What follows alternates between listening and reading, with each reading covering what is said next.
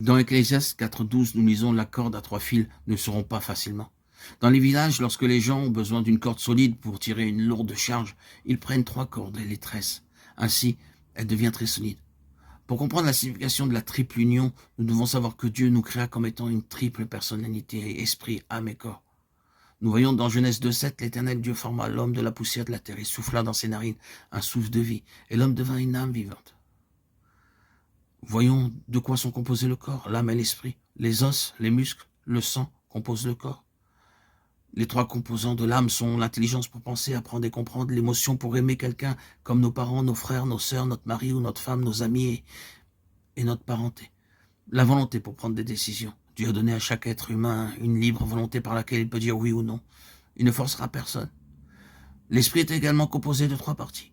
Tout d'abord la conscience ou la voix intérieure, qui nous avertit avant de commettre un péché, en pensée, en parole et en acte.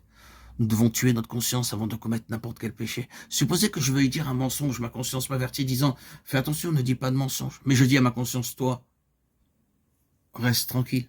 Cela signifie qu'en apportant la mort, nous commettons un péché. Ensuite, nous trouvons l'inspiration intérieure à connaître celui qu'on ne peut pas voir. Chaque être humain a le désir de connaître Dieu et son Créateur, où il est et comment le trouver. Enfin, nous avons l'intuition par laquelle nous vient subitement la pensée d'aller quelque part ou d'acheter ou de faire quelque chose sans en connaître la raison.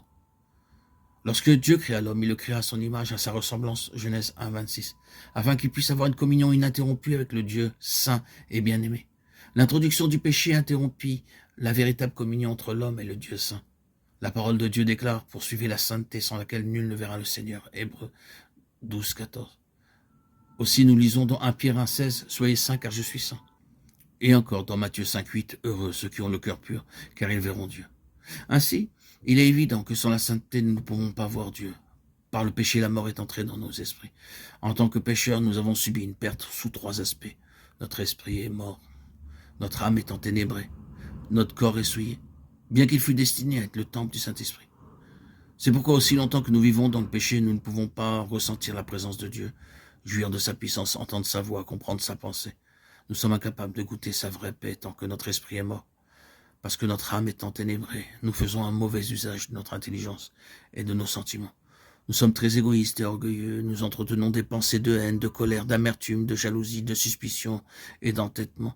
Nous souillons notre corps en faisant un mauvais usage de ses membres. Dans Jean 4.24, nous lisons « Dieu est esprit, il faut que ceux qui l'adorent l'adorent en esprit et en vérité. Soyez donc saints, car je suis saint. Heureux ceux qui ont le cœur pur, car ils verront Dieu. Poursuivez donc la sainteté, sans laquelle nul ne verra le Seigneur. » Hébreux 12.14.